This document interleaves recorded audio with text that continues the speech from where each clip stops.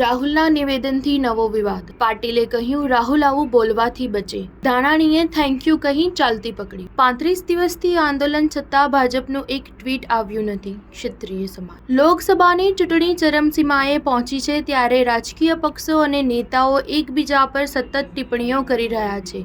એક પણ મુદ્દો રાજકીય નેતાઓ છોડવા માંગતા ના હોય એ રીતે પ્રતિક્રિયા આપી રહ્યા છે. કર્ણાટકની એક જાહેર સભામાં રાહુલ ગાંધીએ ક્ષત્રિય સમાજ અંગે કરેલા નિવેદનના વિડીયોને ગુજરાતના ગૃહમંત્રી હર્ષ સંઘવી દ્વારા ટ્વીટ કરવામાં આવતા રાજકારણ ગરમાયું છે. આ ટ્વીટ બાદ CR પાટીલે કોંગ્રેસની મથરાવટીને મેલી ગણાવી તો રાજકોટ કોંગ્રેસના ઉમેદવાર પરેશ ધાનાણીએ કંઈ પણ જવાબ આપવાને બદલે ચાલતી પકડી. ક્ષત્રિય સમાજે રાજકીય પક્ષોને આડે હાથ લીધા. કર્ણાટકમાં જાહેર સભામાં રાહુલ ગાંધીએ કહ્યું હતું કે રાજા મહારાજાનું રાજ હતું. તેઓ જે ઈચ્છતા હતા એ કરતા હતા. કોઈની જમીન જોઈએ તો લઈ લેતા હતા. કોંગ્રેસ પક્ષ અને અમારા કાર્યકર્તાઓએ દેશની જનતા સાથે મળીને આઝાદી મેળવી, લોકતંત્ર લાવ્યા અને દેશને સંવિધાન અપાવ્યું. આ પ્રકારના નિવેદનથી વિવાદનો નવો મતપૂડો છેડાયો છે. કારણ કે હાલ ક્ષત્રિય સમાજ અંગે રાજકોટ લોકસભા બેઠકના ભાજપના ઉમેદવાર પુરુષોત્તમ રૂપાલા દ્વારા કરાયેલા નિવેદનોનો રાજ્યભરમાં રોષ જોવા મળી રહ્યો છે. ક્ષત્રિય સમાજ દ્વારા ઠેર ઠેર આંદોલનો થઈ રહ્યા છે અને ભાજપ કાર્યક્રમોમાં કાળા વાવટા ફરકાવી